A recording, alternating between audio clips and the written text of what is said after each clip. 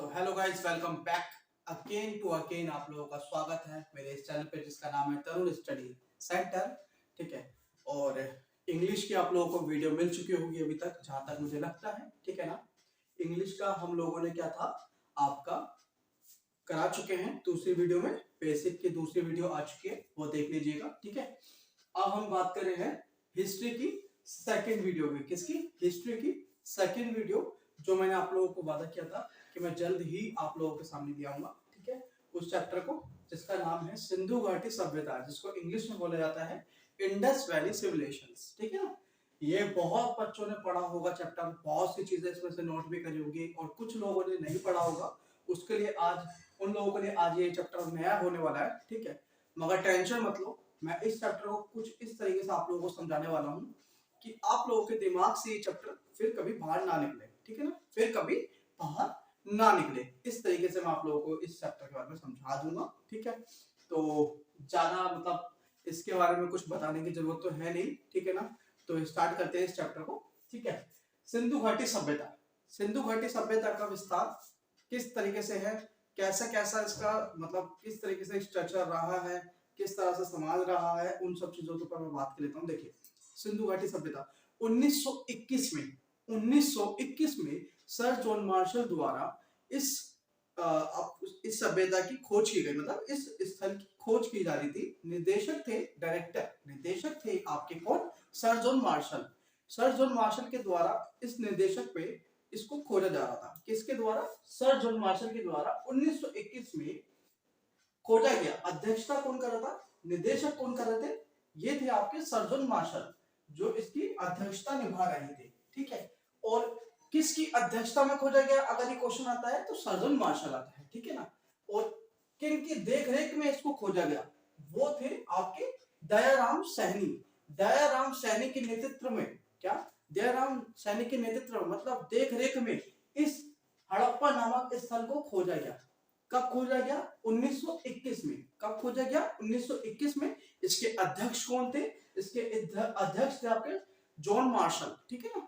और किसने नेतृत्व करा था इसका? ये थे आपके दयाराम सहनी जी। ठीक है ना। और क्वेश्चन में यही आता है कि किसके नेतृत्व में, तो आपका यही आएगा आंसर। ठीक है ना। दयाराम सैनी ने हड़प्पा को खोजा, हड़प्पा स्थल को खोजा है 1921 में। कब? 1921 में। ठीक है। अब बात कर लेते हैं कि सिंधु घाटी सभ्यता का वो जो वर्ग क्षेत्रफल था। देखिए, हर एक जो एक सभ्यता होती है, हर एक सभ्यता उसका कुछ ना कुछ तो स्थल रहा होगा, विस्तार पूर्व विस्तार उसका रहा होगा, कुछ क्षेत्रफल रहा होगा। जैसे हमारा जो क्षेत्रफल है 32,87,263 किलोमीटर है, इंडिया का, है ना। वैसे ही इनका भी कुछ रहा होगा उस समय की बात जब हम कर रहे हैं। ठीक है ना। तो देखते हैं, सिंधु घाटी सभ्यता का क्षेत्रफल 12,99,000 किलोमीटर वर्ग एरिया में रहा था। ठीक है। 12,99,000 वर्ग किलोमीटर के एरिया में रहा था। ठीक है। इसको ना कभी कभार क्या होता है, क्वेश्चन के तौर पे ना कभी कभार इसको ये भी लिख देते हैं लगभग। लगभग क्या लिखते हैं? 13 लाख। क्या? लगभग 13 लाख लिख देते हैं कभी कभार ना। और जो आपके एमसीक्यू के क्वेश्चंस आते हैं उसमें लगभग 13 लाख भी रहता है। अगर आपका लगभग 13 लाख आता है तो बहुत अच्छी बात है, तो आप 13 लाख लगा दीजिएगा। नहीं आता तो आप लोग क्या है 12,99,000 किलोमीटर को ही लगा दीजिएगा। ठीक है। अगर ऑप्शन में आता है तो। ठीक है ना। आएगा, ऐसी बात नहीं है, कई बार पूछा भी गया है क्वेश्चंस में, कई बार आया भी है जीएस में। ठीक है। देखिए, सिंधु घाटी सभ्यता बहुत एक इस चैप्टर से ना बहुत ज्यादा क्वेश्चंस पूछते हैं। क्या? बहुत ज्यादा क्वेश्चन पूछे जाते हैं। इसी को ना समझने की ढंग से कोशिश करना। सिंधु घाटी सभ्यता 1921 में किसके अध्यक्षता के रूप में, किस कौन अध्यक्ष कर रहा था, कौन इसकी लीड कर रहा था, कौन इसको लीड कर रहा था, डायरेक्टर कौन थे इनके? वो थे सर जॉन मार्शल। किसने इसका नेतृत्व किया, मतलब आगे आके वहां पे कौन खड़ा हुआ, कौन वहां पे रह करके देख रेख में किसकी खड़ाई हुई? वो दयाराम सैनी जी थे। सिंधु घाटी सभ्यता का जो वर्ग क्षेत्रफल है वो 12,99,000 किलोमीटर हो जाता है। वहीं पे उनकी व्यवस्था जो थी वो किन दो टीलों पे बटी हुई थी? ये क्वेश्चन आया था, ये क्वेश्चन आया हुआ भी है, बट अभी याद नहीं आ रहा कि किस एग्जाम में आया है। ये क्वेश्चन पहले भी आ चुका है कि उनकी व्यवस्था दो टीलों में विभाजित थी। क्या? उनकी व्यवस्था दो टीलों में विभाजित थी। किन टीलों में? पश्चिमी टीला और पूर्वी टीला। किसमें? पश्चिमी टीला और पूर्वी टीले में, दो टीलों में विभाजित थी यह सभ्यता। दो टीले किस तरीके से होते थे, मैं आप लोगों को थोड़ा सा एग्जांपल के तौर पर बताता हूँ। जैसे कि सपोज करो ये दो टीले हैं, है ना, ये दो टीले हैं, ठीक है। इन दो टीलों की बात की जा रही है। यहाँ पे क्या था ना, यहाँ पे जो थे वो निम्न वर्ग के लोग रहते थे। किस टीले पे? पूर्वी टीले पे। पूर्वी टीले पे क्या रहते थे? निम्न वर्ग के लोग, जैसे किसान, मजदूर हो गए, है ना, व्यापारी। व्यापारी तो अपने आपका पश्चिमी टीले में रहते थे। जैसे कि पश्चिमी टीले में कौन रहता था? राजा हो गए, पुरोहित हो गए। पुरोहित का मतलब समझते हैं आप लोग? पुरोहित बोलते हैं पूजा वाले को, जो पूजा घर में पूजा करते हैं ना, पुरोहित। पुरोहित राजा के बाद का ही एक वर्ण है जो पुरोहित आता है, ठीक है ना। आप लोग वैदिक संस्कृति में जब जाएंगे तब आप लोगों को अच्छे से और भी अच्छे से समझ आएगी ये चीज कि पुरोहित क्या होता है ना। तो यहाँ पे लिख लीजिएगा पुरोहित। अपने साइड में एक नोट बनाते रहिए, जो जो चीजें मैं बोलते रहा हूँ उसको साथ साथ लिखते रहिए, क्योंकि क्या है कि बोर्ड पे ना कभी कभार क्या होता है, उतनी ही चीजें लिमिटेड आ पाती हैं और मतलब ज्यादा चीजें हम ठूस नहीं पाते, मतलब ज्यादा चीजें लिख नहीं पाते, स्पेस कम पड़ता है उस चीजों में लिखने के लिए। और अगर स्पेस बचता भी है तो फिर वो नीचे की तरफ मतलब बॉर्डर में दिख नहीं पाता है सही से, है ना। तो उस चीजों को, जो चीजें मैं बोल रहा हूँ, जो चीजें मैं बोल रहा हूँ उसको भी साथ साथ लिखते रहेंगे कि पुरोहित का मतलब क्या होता है? पूजा करने वाला होता है, ठीक है ना। और ये राजा की बात का दूसरा स्थान होता है। क्या? राजा की बात का दूसरा स्थान होता है। तो पश्चिमी टीले में जो रहते थे वे कौन कौन रहते थे? वे यहाँ पे रहते थे, पुरोहित रहते थे, यहाँ पे राजा रहते थे, यहाँ व्यापारी रहते थे, ठीक है ना। यहाँ पे जो पूर्वी टीला होता था उसमें कौन रहते थे? निम्न वर्ग के लोग रहते थे। कौन कौन रहता था यहाँ पे? जैसे कि आपका हो गया आपका किसान, किसान रहते थे, मजदूर रहते थे, श्रमिक वर्ग होता है ना, श्रमिक वर्ग सॉरी सॉरी श्रमिक वर्ग के लोग बाग रहते थे यहाँ पे, ठीक है ना, जो श्रम करते हैं, जो मतलब काम काजी लोग बाग रहते थे ज्यादातर यहाँ पे, ठीक है। पूर्वी टीले की तरफ रहते थे वो लोग। एकमात्र एक ऐसा स्थल है जो 3 टीलों पे विभाजित है। एकमात्र ऐसा स्थल है जो 3 टीलों पे विभाजित था। वो कौन था? धोलावीरा। क्या है? धोलावीरा। एकमात्र धोलावीरा 3 टीलों पे विभाजित है। क्वेश्चन कई बार पूछा भी गया है कि कौन सा वो स्थल है जो 3 टीलों पे विभाजित है। वह कौन सा स्थल है जो 3 टीलों पे विभाजित है? वो है धोलावीरा। धोलावीरा जो है वो 3 टीलों पे विभाजित था। किन किन 3 टीलों पे विभाजित था? एक तो था आपका पश्चिमी टीला, एक था आपका मध्य टीला, एक था आपका पूर्वी टीला, ठीक है ना। अच्छा, इन लोगों की जो सभ्यता थी, इन लोगों ने जो अपनी नगरी बना रखी थी, ठीक है, इन लोगों ने किस तरीके से नगरी बना रखी थी ना, जैसे कि आप लोग देख रहे हैं इस तरफ, तो इन लोगों ने ना जैसे अंदर की तरफ से तो इसको सेव कर रखा था, है ना। अंदर की तरफ से इन लोगों ने ये जो था इसको सेव कर रखी थी दीवारों को। इसको बाहर से भी घेर रखा था। क्या? इसको बाहर से भी घेर रखा था। अपने किले को जो था वो इन्होंने बाहर से भी कवर अप कर रखा था। मतलब देख रहे, दोहरी प्रणाली। इस मतलब अंदर की तरफ से भी एक एक बाहर ये रहा, एक अंदर की तरफ से भी बॉर्डर था, एक बाहर की तरफ से भी बॉर्डर था। ये किसने था? जैसे कि भाई कोई इन पे आक्रमण ना कर दे, है ना, कोई कोई आपदा ना आ जाए इन पे, जैसे कि बाढ़ ना आ जाए, है ना। तो इन्होंने इस तरीके से इसको विभाजित कर रखा था कि अपने आप को हर तरीके से इन लोगों ने क्या बचाव के लिए कर रखा था। बचाव प्रणाली इनकी बहुत अच्छी थी उस समय की। इनकी कह जाती है कि ये बहुत मतलब एक अच्छी खासी एक नगरी थी, ठीक है ना, डेवलप नगरी थी बिल्कुल, ठीक है ना। अब देखिएगा धोलावीरा क्या था? धोलावीरा 3 टीलों पे विभाजित था। क्या? 3 टीलों पे विभाजित था धोलावीरा। हर एक टीले पे अलग अलग अपनी अपनी एक सीमा बना रखी थी। क्या? एक सीमा बना रखी थी हर एक टीले पे। धोलावीरा पे भी सेम ऐसी चीजें थी। धोलावीरा पे भी क्या थी? अलग अलग अपनी सीमा थी। 3 टीलों में विभाजित ये सीमा थी, ठीक है ना। 3 टीलों पे विभाजित था ये स्थल, ठीक है ना। अब मैं इसके बाद की जो बातें हैं वो मैं आप लोगों को आगे बताता हूँ। मैं आप लोगों को नेक्स्ट स्क्रीन पे मिलता हूँ, जब तक आप इसको नोट करिएगा। देखिए सिंधु घाटी सभ्यता हम लोगों ने यहाँ तक कहां तक पढ़ लिया था कि 2 टीलों की बात की गई थी। कहाँ की? पश्चिमी टीला और पूर्वी टीला। और एकमात्र कौन सा नगर था? धोलावीरा, जिसके क्या थे? 3 टीले थे, पश्चिमी टीला, मध्य टीला और पूर्वी टीला, ठीक है ना। अब देखिए यहाँ पे बात की जा रही है किस चीज की? सिंधु घाटी सभ्यता की लिपि भाव चित्रात्मक होती है। क्या? सिंधु घाटी सभ्यता की जो लिपि थी वो क्या थी? भाव चित्रात्मक थी। लिपि को क्या कहते हैं? लिखित में बोलते हैं। लिखित क्या? किसी चीज को लिखना।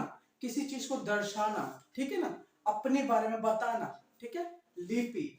अब देखिए इनकी जो लिपि थी क्या थी, भाव चित्रात्मक, भाव चित्रात्मक लिपि थी। सिंधु घाटी सभ्यता की लिपि क्या है, भाव चित्रात्मक लिपि है। क्या है, भाव चित्रात्मक है, ठीक है ना। भाव चित्रात्मक का मतलब क्या होता है कि अपने भाव को प्रकट करना, एक एक ड्रॉ करना, मतलब एक तरीके से ड्राइंग करके बताना और उसको दर्शाना कि मैं ये बताना चाहता हूँ, ये बता रहा हूँ, ठीक है ना। वे इस तरीके से कम्युनिकेट करते थे, ठीक है। अब देखिए इसको क्या बोलते हैं इंग्लिश में, पिक्टोग्राफी। क्या बोलते हैं, पिक्टोग्राफी बोलते हैं। अच्छा देखिए सिंधु घाटी सभ्यता की लिपि जो थी वो भाव चित्रात्मक है, जिसको पिक्टोग्राफी बोलते हैं। इसको ये लोग किस तरीके से लिखते थे, दाएं से बाएं की ओर लिखा जाता था। क्या, दाएं से बाएं की ओर लिखा जाती थी। जैसे कि हमारी जो है, हम लोग क्या करते हैं, हम लोग यहाँ से चालू हुए और इस तरफ हम चलते गए, ठीक है।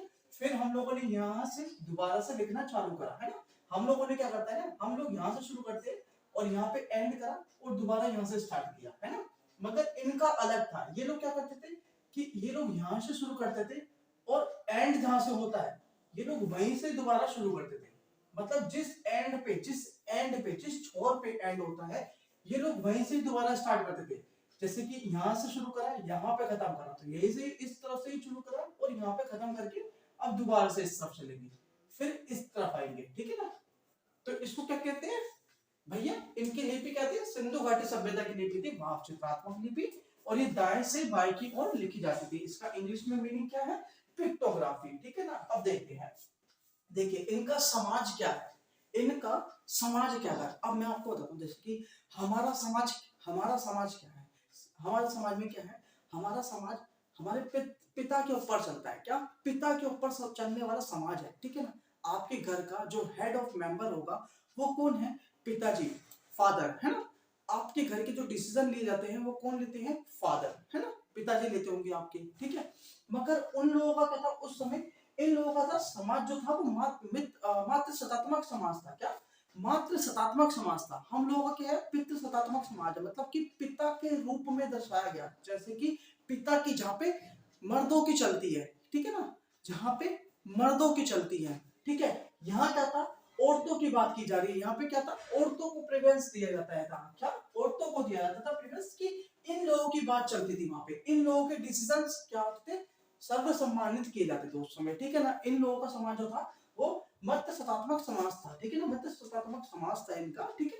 अब देखिए इससे आगे की बात पे चलते हैं कि घर में ईंटों का प्रयोग। देखिए ये क्वेश्चन ना पूछा गया था, मैं दोबारा दोहरा रहा हूँ, इस चीज को ढंग से सुनना कि इस क्वेश्चन को पूछा गया था। क्या क्या पूछा गया था, घर में ईंटों का प्रयोग, ठीक है ना। ये जो घर में ईंटों का प्रयोग करते थे उसका अनुपात पूछा था। क्या पूछा था, अनुपात पूछा था। तो इसका अनुपात क्या है, इसका अनुपात है 4.2.1। क्या, 4.2.1। इसकी इंग्लिश में भी मीनिंग पूछी जाती है कभी कभार कि इसका मीनिंग क्या है भाई। चार क्या थी, चार थी आपका लेंथ, दो क्या है, दो है इसकी ब्रीथ, एक क्या है, एक है इसकी हाइट। क्या है, एक इसकी हाइट है। क्या क्या है इसका अनुपात, 4.2.1, 4.2.1 LBH, लेंथ ब्रीथ हाइट, ठीक है ना। अच्छा इसका इंग्लिश में वर्जन क्या है, इसको इंग्लिश में भी कभी कभी पूछा जाता है, तो क्या बोलते हैं, इसको बोलता है इंग्लिश बॉन्ड स्टाइल। क्या, इंग्लिश बॉन्ड स्टाइल, ठीक है ना। इस पे किस तरीके से वर्क किया जाता है, जैसे कि एक ईंट अगर लेटाल के रखी गई है, क्या, एक ईंट अगर लेटाल के रखी गई है, जैसे कि मैं आपको यहाँ पे ड्रॉ करके दिखाता हूँ।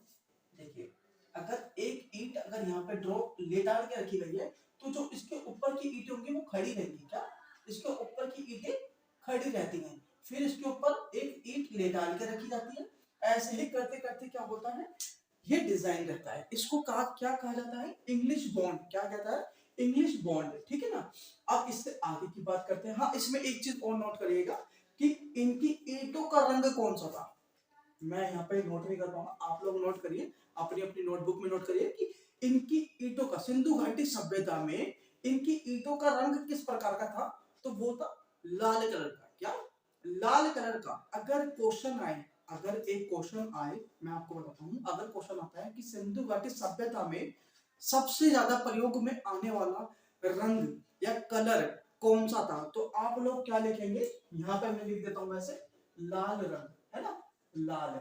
इसको आप नोट कर लीजिएगा कि सिंधु घाटी सभ्यता में सबसे ज्यादा प्रयोग में आने वाला रंग कौन सा था, कलर कौन सा था, वो था लाल। ठीक है, इससे आगे चलते हैं। देखिए पवित्र पशु, इनका कोई पवित्र पशु रहा होगा तो उसका इन्होंने क्या नाम रखा था, पवित्र पशु कुबड़ वाला बैल। क्या, कुबड़ वाला बैल। आप लोग जब इसके बारे में सर्च करेंगे ना, अगर आप गूगल पे जाते हैं या फिर किसी बुक्स से अगर आप पढ़ते हैं तो उसमें दिखाएंगे कि कुबड़ वाला बैल, एक बैल जिसका कुबड़ होता है ना, जैसे पीछे से, जैसे जो बैल है, बैल का जो पीछे का एरिया है वो उठा होता है। क्या, उठा हुआ होता है, उसको कहते हैं कुबड़। क्या कहते हैं, कुबड़। जो पीठ के ऊपर होता है उसको कहते हैं कुबड़। क्या, कुबड़ वाला बैल था इनका पशु। क्या था, कुबड़ वाला बैल। ठीक है, इनका जो आकृति थी, जो इनके मतलब जो इनका क्षेत्रफल की आकृति थी, इनके क्षेत्रफल की आकृति किस प्रकार की थी, ये सभ्यता त्रिभुजाकार आकृति में बनी हुई थी। क्या थी, त्रिभुजाकार। त्रिभुजाकार सभ्यता थी ये। क्या थी, इसको बोला भी जाता है कभी कभार कि त्रिभुजाकार सभ्यता। क्या बोला जाता है, त्रिभुजाकार। क्या थी, त्रिभुजाकार। त्रिभुज के आकार में थी ये सभ्यता। त्रिकोण भी बोलते हैं, त्रिभुज भी बोलते हैं। तीन तीन आकार की सभ्यता थी। तीन मतलब कि त्रिभुज आकार में बनी हुई ये सभ्यता थी। ठीक है, अब देखिए व्यवसाय क्या था, व्यवसाय। व्यवसाय में कृषि और व्यापार क्या है, कृषि और व्यापार है व्यवसाय में। ठीक है, व्यवसाय में से अगर एक क्वेश्चन पूछा जाए कि भाई अगर कृषि और व्यवसाय, कृषि और व्यापार, कृषि और व्यापार दोनों ही ऑप्शन में होंगे तो आप किसको टिक करेंगे, भाई इसको टिक करेंगे। किसको, व्यापार को टिक करेंगे। किसको, व्यापार को टिक करेंगे। क्यों करेंगे, क्योंकि ये लोग व्यापारी थे। सिंधु घाटी के जितने भी लोग थे, सिंधु घाटी में सबसे ज्यादा व्यापार किया जाता था। क्या व्यापार किया जाता था इसमें, किसका व्यापार किया जाता था, कपास का। किसका, कपास का व्यापार करते थे ये लोग। ठीक है, नील की खेती का व्यापार करते थे ये लोग। ठीक है, और इनके यहाँ कांसे के बर्तन, क्या, कांसे के बर्तन। ठीक है, कांसे के बर्तन का व्यापार भी होता था। कांसे के, इसको कांस्य युग सभ्यता भी बोला जाता है। सिंधु घाटी सभ्यता को कांस्य युग सभ्यता ही बोलते हैं, ताम्र युग सभ्यता ही बोलते हैं।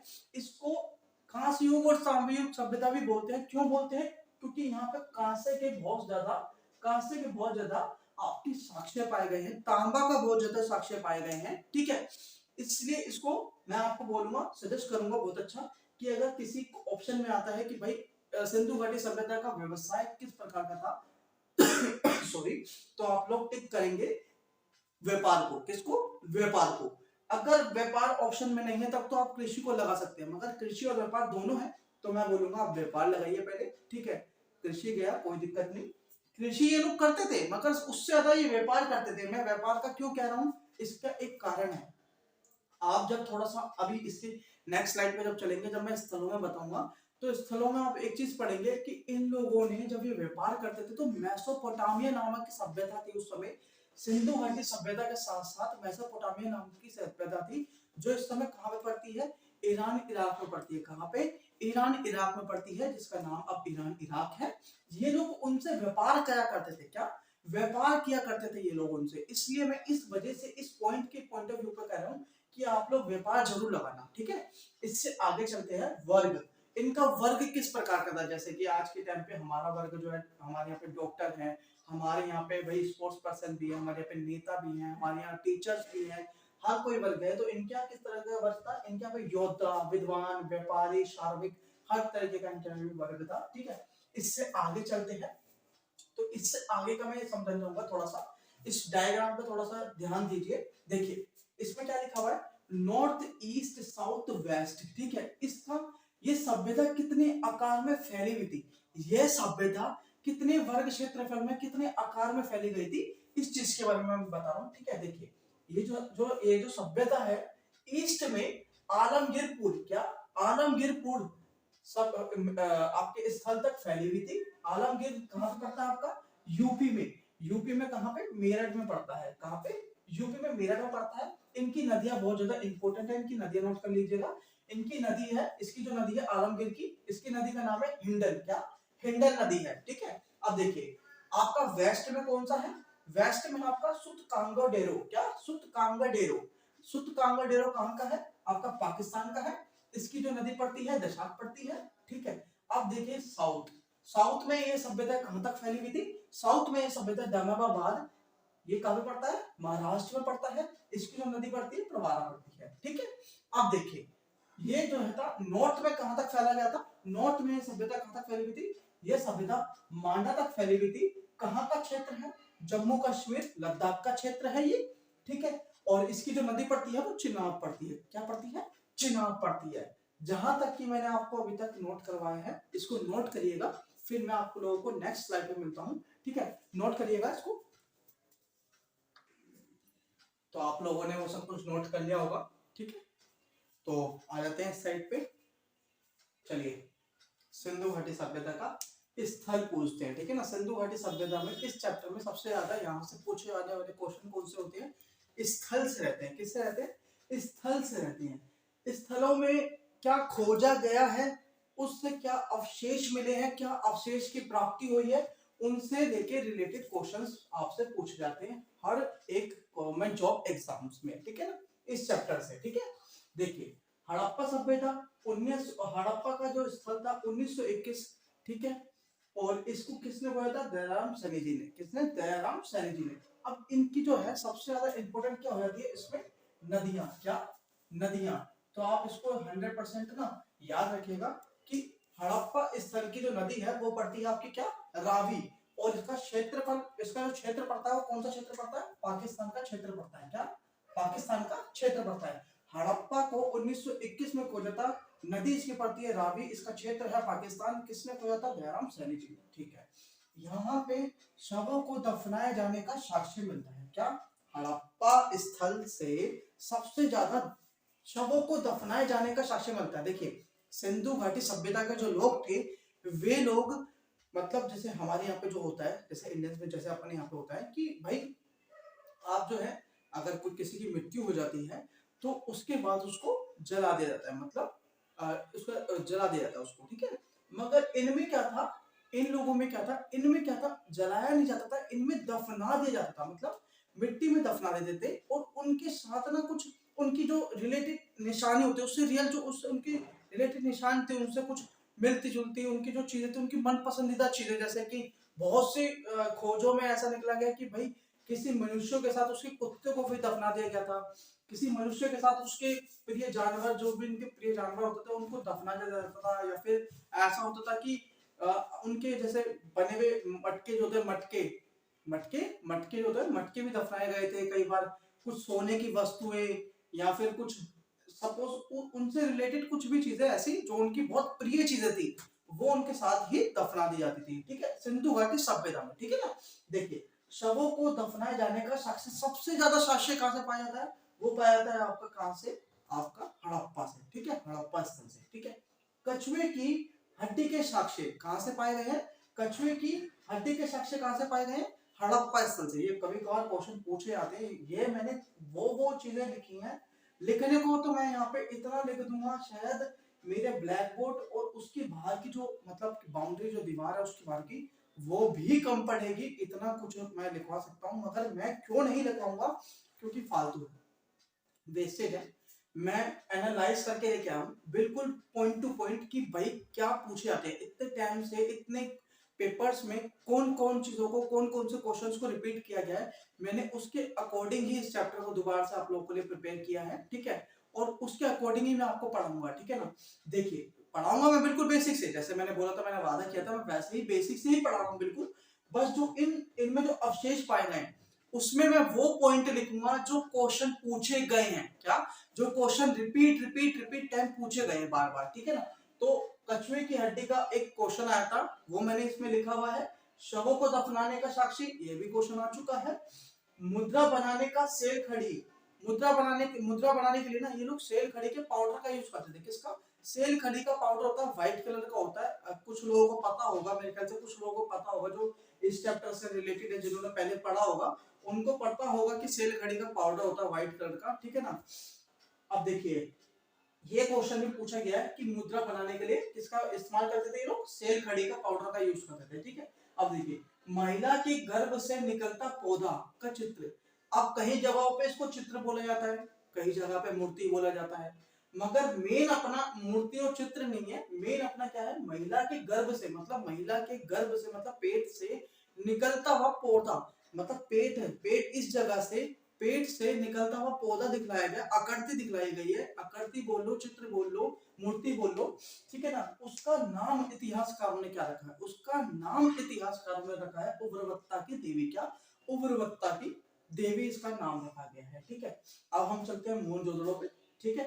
देखिए मोहनजोदड़ो कौन सा स्थल है, इसके बाद का ही खोजा गया स्थल है, जस्ट इसके बाद अगले साल जो खोजा गया स्थल है वो है मोहनजोदड़ो। मोहनजोदड़ो का शब्दार्थिक अर्थ जो कहलाता है वो कहलाता है मृतक का टीला। क्या, मृतक का टीला। इसको मृतकों का टीला इसलिए नाम दिया गया है क्योंकि इसके बाद या फिर इससे पहले, जो इसके बाद जब खोज हुई इसकी, यहाँ से इससे ज्यादा साक्ष्य पाए गए हैं भैया, यहाँ पे मृतकों के, क्या, मृतकों के यहाँ पे इससे ज्यादा साक्ष्य पाए गए। कहां से, हड़प्पा सभ्यता से और ज्यादा पाए गए। मगर आप ये तब भी ये लिखेंगे कि हड़प्पा। इसको कहा जाता है, इसका मोहनजोदड़ो का शब्दार्थिक अर्थ है मृतकों का टीला, ठीक है, मृतकों का टीला। जो जो चीजें मैंने अभी तक प्रोनाउंस की, जो जो चीजें मैं बोल चुका हूं, उसको आप क्या करेंगे, अपने नोटबुक में नोट करते चले जाएंगे। क्या, नोटबुक में नोट करते चले जाएंगे, क्योंकि क्या होता है यार, स्पेस कम है, बहुत लिमिटेड टाइम में ना आपको बहुत कुछ देना है, ठीक है। तो थोड़ी हमारी भी प्रॉब्लम समझने की कोशिश करो। मैं जो जो चीजें बोलता हूँ वो चीजें आपको नोट करनी है, ठीक है। देखिए हड़प्पा की जुड़वा राजधानी कहा जाता है किसे, मोहनजोदड़ो को। हड़प्पा की जुड़वा राजधानी कहा जाता है किसको, मोहनजोदड़ो को, ठीक है। ये दोनों मिलके एक क्वेश्चन बनता है कि सिंधु घाटी सभ्यता में सबसे बड़े दो नगर कौन से हैं, पाकिस्तान के, क्या के, पाकिस्तान के सिंधु घाटी सभ्यता के, सिंधु घाटी सभ्यता के पाकिस्तान क्षेत्र के, पाकिस्तान क्षेत्र के दो बड़े, सबसे बड़े स्थल का नाम बताइए। तो आप लिखेंगे मोहनजोदड़ो और हड़प्पा। क्या, हड़प्पा और मोहनजोदड़ो। और अगर कभी आ जाता है क्वेश्चन में कि भैया हड़प्पा की जुड़वा राजधानी कौन सी है, तो आप आराम से लगा देना मोहनजोदड़ो, या फिर लिख के आता है कि मोहनजोदड़ो की जुड़वा राजधानी क्या है, हड़प्पा, ठीक है। अब ये दोनों चीजें आप नोट करेंगे, जो चीज मैंने अभी आपको बताई कि पाकिस्तान क्षेत्र की, पाकिस्तान क्षेत्र के दो सबसे बड़े स्थल के नाम क्या है, हड़प्पा और मोहनजोदड़ो, ठीक है। अब देखिए मोहनजोदड़ो में सबसे बड़ा स्नान गृह पाया गया। क्या, स्नान गृह पाया गया है मोहनजोदड़ो में। क्या पाया गया, स्नान गृह, जहाँ पे वो लोग नहाते थे उसको स्नान गृह बोलते हैं, वो पाया गया। मगर उससे भी बड़ा, क्या, उससे भी बड़ा अन्न गृह प्राप्त हुआ है। क्या, अन्न गृह, अन्न गृह का मतलब क्या होता है, जहाँ पे अन्न को इकट्ठा करके रखा जाता है उसको बोला जाता है अन्न गृह। तो कभी अगर आपको क्वेश्चन आ जाए कि मोहनजोदड़ो से सबसे बड़ा क्या पाया गया है, सबसे बड़ा विशाल ग्रह पाया गया है या फिर अन्य ग्रह पाया गया है, तो आप आराम से इसको टिक मार्क करिएगा कि सबसे बड़ा अन्य ग्रह पाया गया है। स्नान ग्रह अन्य ग्रह के बाद आता है। अगर क्वेश्चन ये आता है कि मोहनजोदड़ो से सबसे बड़ी बिल्डिंग कौन सी पाई गई है, तो आप आराम से इस पे लगा देना भाई अन्य ग्रह पाई गई है। अगर अन्य ग्रह ऑप्शन में नहीं है तो विशाल अन्य ग्रह लगा, विशाल स्नान ग्रह लगा देना। क्या, विशाल स्नान ग्रह, ठीक है। अब देखिए दाढ़ी वाले महादेव, दाढ़ी वाले महादेव की आकृति पाई गई है, मतलब मूर्ति पाई गई है, पशुपति की मूर्ति पाई गई है। देखिए ये लोग महादेव को पूछते थे, ठीक है ना। मेरे पास अभी कोई फोटो नहीं है दिखाने के लिए, वरना मैं दिखाता, ठीक है। देखिए आप लोग ना गूगल पे इसको सर्च करिएगा कि दाढ़ी वाले महादेव पशुपति की मूर्ति सिंधु घाटी सभ्यता से इंडस वैली सिविलाइजेशन, इसका इंग्लिश में नाम है। जिनको इंग्लिश में सर्च करना हो उसको नाम डाल दीजिएगा, आईवीसी के नाम से भी आ जाएगी, इंडस वैली सिविलाइजेशन के नाम से, और इसका हिंदी में सिंधु घाटी सभ्यता, ठीक है। देखिए दाढ़ी वाले महादेव की आकृति पाई गई, पशुपति की मूर्ति पाई गई और नटराज की मूर्ति पाई गई है, ठीक है। अब देखिए कांसे की बनी नृत्यिका की मूर्ति, क्या, कांसे की बनी नृत्यिका की मूर्ति। कभी कभार ना इसको ना मतलब इंग्लिश वर्जन में हिंदी टाइप में लिख के देता है कि डांसिंग ब्रॉन्ज गर्ल पाई गई। क्या, डांसिंग ब्रॉन्ज गर्ल पाई गई। कई बार मैंने देखा है कि इसको हिंदी में ही कन्वर्ट करके लिख देता है कि कांसे की मतलब ब्रॉन्ज की डांसिंग गर्ल पाई गई, ठीक है ना। उसको कहते हैं कांसे की बनी नृत्यिका की मूर्ति, ठीक है। अब देखिए मलेरिया समझते हैं ना, मलेरिया बीमारी जो मच्छरों से फैली जाती है, मच्छरों वाली मलेरिया बीमारी का साक्ष्य पाया गया। कहां से पाया गया है, मोहनजोदड़ो से पाया गया है, ठीक है। अब हम चलते हैं चनभोदड़ू पे। क्या, चनभोदड़ू पे, ठीक है। इसका जो खोजा गया था, इसको खोजा गया था 1931 में, कहाँ की इसकी नदी क्या है, सिंधु नदी है इसकी, ठीक है। इसकी जो नदी है वो है सिंधु नदी। ये भी पाकिस्तान का ही क्षेत्र पड़ता है, ये भी क्या पड़ता है, पाकिस्तान का क्षेत्र पड़ता है, क्या पाकिस्तान का क्षेत्र पड़ता है, ठीक है। इसको खोजा किसने था, एनजी मजूमदार ने। किसने, एनजी मजूमदार ने। कब खोजा था, 1931 में। किसको खोजा था, चंद हुदड़ो को, ठीक है। अब देखिए सौंदर्य साधन, सौंदर्य साधन यहाँ से मिले हैं, सौंदर्य साधन यहाँ से मिले हैं चंद हुदड़ो से। लिपस्टिक मिली है, काजल मिली है, काजल मिला है, कंगा मिला है। कंगा किससे बना हुआ था, कंगा हाथी के दांत से बना हुआ था, क्या, हाथी के दांत से बना हुआ था कंगा इनका, ठीक है ना। अच्छा, चनहोदड़ो को क्या कहते हैं, औद्योगिक नगरी भी कहा गया है। कई कई जगहों पे आप लोग पढ़ेंगे कि चनहोदड़ो को जो है वो औद्योगिक नगरी भी कहा गया है, ठीक है। अब आप जैसे पढ़ते रहेंगे धीरे धीरे तो आपको पता चल जाएगी सारी चीजें कि चनहोदड़ो को औद्योगिक नगरी भी कहा गया। अब देखिए वक्राकार ईंटों के साक्ष्य मिले हैं, क्या, वक्राकार ईंटों के साक्ष्य मिले। वक्राकार ईंटें कैसी होती हैं, वक्राकार ईंटें वो ईंटें होती हैं जो पकी हुई ईंटें होती हैं, क्या, पकी हुई ईंटों के साक्ष्य, ठीक है ना। उस समय की बात कर रहे हैं हम, बहुत इस सभ्यता का, हाँ मैंने आप लोगों को अभी तक इस सभ्यता का जो है अवधि, समय अवधि काल मैंने अभी तक आपको नोट नहीं करवाया, वो अभी मैं आपको नोट करवाया था, कोई बड़ी बात नहीं है, ठीक है। देखिए आपको वक्राकार ईंटों के साक्ष्य मिले, किस कहां से मिले हैं, चनहोदड़ो से मिले हैं। बिल्ली का पीछा करते कुत्ते के चिन्ह, बिल्ली का पीछा करते कुत्ते के चिन्ह मतलब अब मैं इसको किस तरह, हाँ मैं देखिए समझाता हूँ, देखिए आइए देखिए बिल्ली का पीछा करते कुत्ते के चिन्ह किस तरीके से मिले हैं यहाँ पे। अब आप लोगों में से कुछ लोग मजाक उड़ाएंगे मुझे पता है, मगर ये क्वेश्चन पूछा जा चुका है, ये क्वेश्चन पूछा जा चुका है कि बिल्ली का पीछा करते कुत्ते के पैर के निशान, कुत्ते के पैर के चिन्ह, ठीक है ना। देखिए आप सपोज करिए कि बिल्ली का पैर है, ठीक है, बिल्ली का पैर है, ठीक है ना। और अगर मैं बोलूं अब ये क्या है कि बिल्ली यहां से जा चुकी, सपोज करिए ये एक रोड है, ये एक रोड है या दीवार है, सब कुछ समझ लीजिए, ठीक है ना। उस पे बिल्ली के पैर छपे हुए हैं। अब क्या है, इसके बाद अगर कुत्ता आता है, क्या, इसके बाद अगर कुत्ता आता है तो क्या है कि बिल्ली के पैरों के निशान जो है वो दब जाएंगे, मगर उसके अंदर रहेंगे, उसके अंदर रहेंगे, उसके अंदर रहेंगे। और उसके बाहर की जो परत है उस पे क्या हो जाएगा, कुत्ते के पैरों के चिन्ह निशान बन जाएंगे, क्या बन जाएगा, चिन्ह बन जाएगा, पैरों के निशानों का चिन्ह बन जाएगा। तो मेरा एक बार मेरे से पूछा गया था, एक बार मुझसे पूछा जा चुका पहले भी, इसलिए मैं आप लोगों को बता रहा हूँ, ठीक है ना। ऐसे मेरे फ्रेंड्स ने पूछा था मुझसे एक बार, ठीक है, तो मैंने उसको भी ऐसे बताया था मैं, और आपको भी इसी प्रकार से बता रहा हूँ, ठीक है ना। देखिएगा अब आपका यहाँ से आता है कालीगंगा, क्या, कालीबंगन। अच्छा, कालीबंगन का शब्दार्थिक अर्थ क्या है, कालीबंगन का शब्दार्थिक अर्थ है आपका क्या है कि काले रंग की चूड़ियां, क्या, काले रंग की चूड़ियां, ठीक है। अब देखिए कालीबंगा कहाँ का क्षेत्र है, राजस्थान का क्षेत्र है। इसकी नदी क्या है, गग्गर नदी पड़ती है इसकी। 1991 में इसको खोजा था, किसने खोजा था, बाल किशन ने। किसने, बाल किशन ने। इसको अमलानंद घोष ने भी खोजा है। दो जनों का नाम आता है इसके अंदर, इसके अंदर दो जनों का नाम आता है, बाल किशन और अमलानंद घोष। आप चाहें तो इसके साइड में लिख सकते हैं स्लैश करके अमलानंद घोष जी, ठीक है ना। अच्छा, जुते हुए खेत के साक्ष्य, जुते हुए खेत के साक्ष्य पाए गए हैं, क्या, चना और सरसों उगा हुआ था उसके अंदर, जुते हुए खेत के साक्ष्य पाए गए हैं, ठीक है ना। जुते हुए खेत समझ रहे हैं आप, जुते हुए होते मतलब उसके अंदर मतलब वो लाइनें टाइप की बनी होती है, मतलब ऐसी लाइनें बनी होती है ना, खेत में जाते हैं तो आप लोग बनी होती हैं ऐसी लाइनें, ऐसे जुते हुए खेत के साक्ष्य पाए गए हैं। और वहां से क्या मिला है, चना और सरसों मिला है, ठीक है। लकड़ी का हल का, लकड़ी के हल का साक्ष्य, वो हल होता है ना, मतलब वो बैल के पीछे वाला जो हल होता है वो इस टाइप का आकृति का बना होता है, कुछ इस टाइप का शायद बना होता है ना, वो लकड़ी का बना होता है, ऐसा कुछ टाइप का बना होता है, मुझे ड्राइंग से शायद आ नहीं रही है, इस टाइप का कुछ बना होता है लकड़ी का हल, जो ट्रैक्टरों के पीछे लगता है शायद, या फिर बैल के पीछे लगता है, उसको लकड़ी का हल हल कहा जाता है, ठीक है ना। और क्या पाया गया यहाँ से पाए गए 7 हवन कुंड साक्ष्य, ये बहुत इंपॉर्टेंट है, ये 2 बार पूछा गया क्वेश्चन। 7 हवन कुंड के साक्ष्य जो पाए गए हैं, इसको पूछा भी गया है, ठीक है। इसको नोट कर लीजिए, मैं जरा थोड़ा सा साइड हो जाता हूँ। फिर आपको नेक्स्ट स्क्रीन पे मिलूंगा और चैप्टर फिर खत्म करेंगे, ठीक है। चलिए फिर आप लोगों ने इन सब चीजों को नोट कर लिया होगा। चलिए आगे चलते हैं।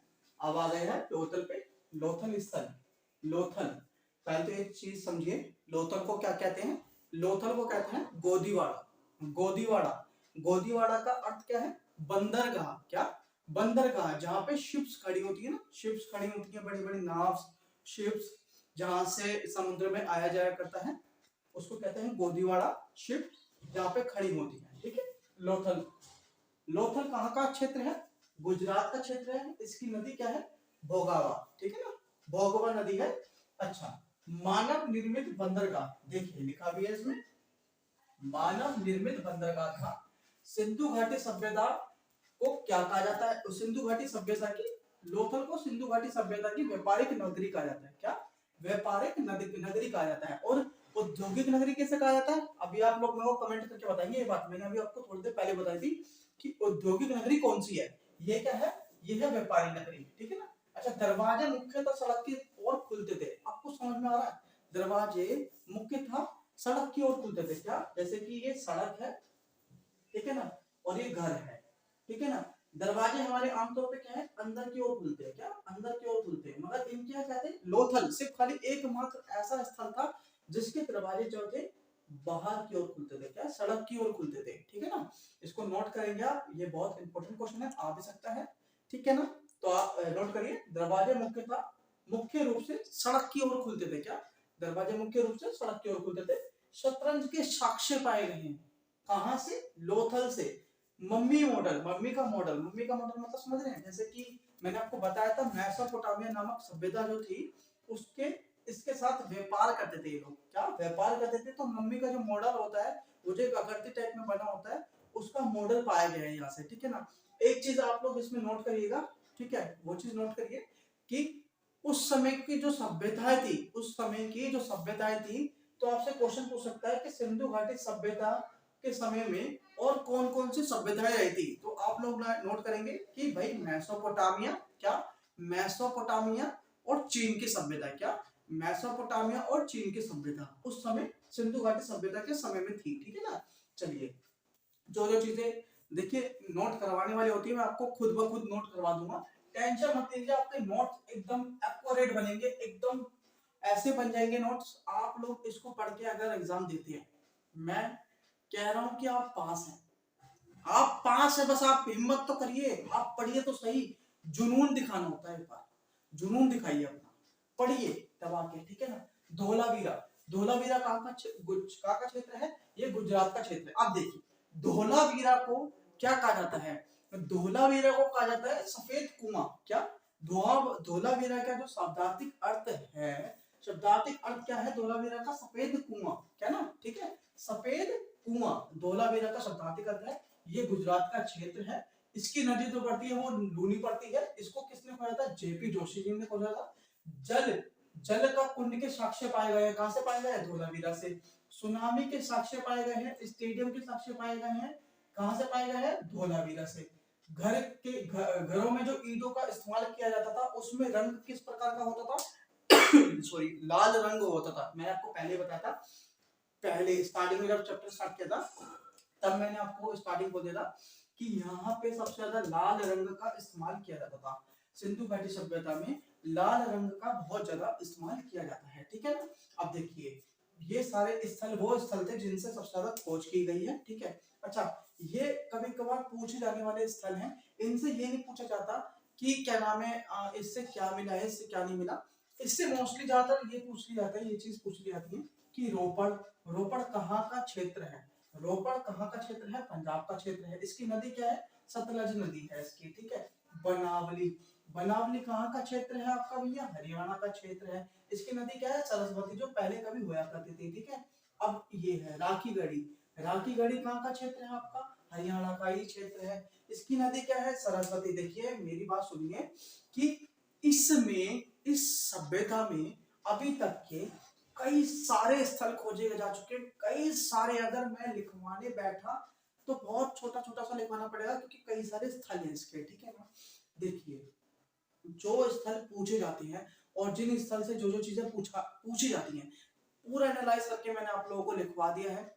आप लोगों को ईमानदारी से क्या करना है, पढ़ना है और उसको क्या है दिमाग में बिठाना है। देखिए एक बार में कभी भी कोई चीज नहीं हो पाती, उसको बार बार रिपीटेशन में पढ़ना पड़ता है। उससे क्या होता है, दिमाग में वो सब चीजें रहती हैं। क्या दिमाग में वो सारी चीजें रहती हैं। रोज पढ़ेंगे तो जब डेली वाइज जब आप पढ़ते हैं तो आपका बेस एक गुना आगे बढ़ता है। क्या आगे बढ़ते जाता है बेस।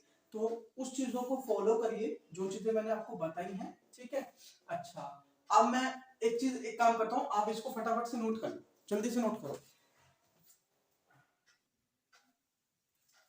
चलिए आपने नोट कर लिया ये सारी चीजें नोट कर लिया आप लोगों ने, ठीक है। तो अब इसमें कुछ ऐसी कोई चीज बची नहीं है जो मुझे इसमें बताने पड़े, ठीक है। और आशा करता हूं आप लोगों को सब कुछ समझ में आ गया होगा, ठीक है ना।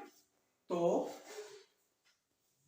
एक मिनट, एक चीज रह गई क्या, एक चीज रह गई है इसकी, समय अवधि रह गई है।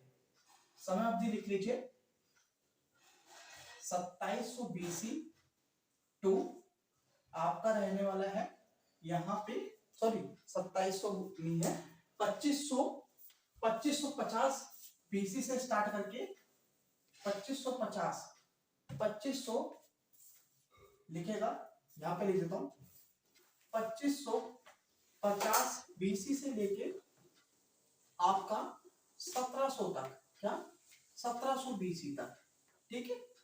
ये इसका क्या है, समय अवधि है, समय काल है, समय काल, ठीक है। ये इसका टाइम पीरियड है। आप लोग नोट कर लीजिएगा, स्टार्टिंग में नोट करना, थोड़ा मेरे दिमाग से स्लिप हो गई थी ये चीज, मगर याद आ गई, फटाफट मैंने आपको लिखवा दी। जो भी चीज अगर मैं अपने दिमाग से निकल जाएगी गलती से, तो मैं आप टेंशन मत लीजिएगा, मैं आपको नेक्स्ट वीडियो में आपको कवर करा दूंगा, आपको प्रॉपर सारी चीजें मिलेंगी। और अगर इसकी नोट्स चाहिए जो मैंने खुद ने बना रखी है, जो मेरे खुद के नोट्स हैं, अगर आपको वो चाहिए तो आप टेलीग्राम पे जुड़िएगा। टेलीग्राम पे आपको और इससे भी भयंकर नोट मिल जाएंगे, क्योंकि बड़े नोट है। मैंने इसका बहुत एनालाइज करके और बहुत चीजों को कवर करके इन सब चीजों को निकाला है। क्योंकि देखिए ज्यादा लिखने से मतलब नहीं है, आप ज्यादा से ज्यादा पेज भरेंगे नोट्स में, उससे मतलब नहीं है। फैक्ट कितना है, कितना फैक्ट है, कितना अभी तक पूछा गया है उनमें से, वो ज्यादा इंपॉर्टेंट लगता है। इंपॉर्टेंट ये नहीं है कि आपने 5 पेज लिख लिए, 10 पेज लिख लिए, 15 पेज लिख लिए। इंपॉर्टेंट ये है कि उनमें से फैक्ट क्या है। और मैंने जितना भी था आपको फैक्ट लिखवा दिया है, ठीक है। जितनी भी चीजें थी इसमें फैक्ट मैंने आपको लिखवा दिया, और आशा करता हूँ कि आप लोगों को ये सारी चीजें समझ में आ चुकी होंगी। और अगर समझ में आ चुकी है तो लाइक शेयर सब्सक्राइब और भैया बेल आइकन की टंडी को दबा देना, कमेंट कर देना कि आप लोगों को सब कुछ समझ में आ चुका है, ठीक है ना। तो आशा करता हूँ सारी चीजें ओके हैं, ठीक है। तो मैं आपसे मिलता हूँ नेक्स्ट वीडियो में, ठीक है। तब तक के लिए धन्यवाद।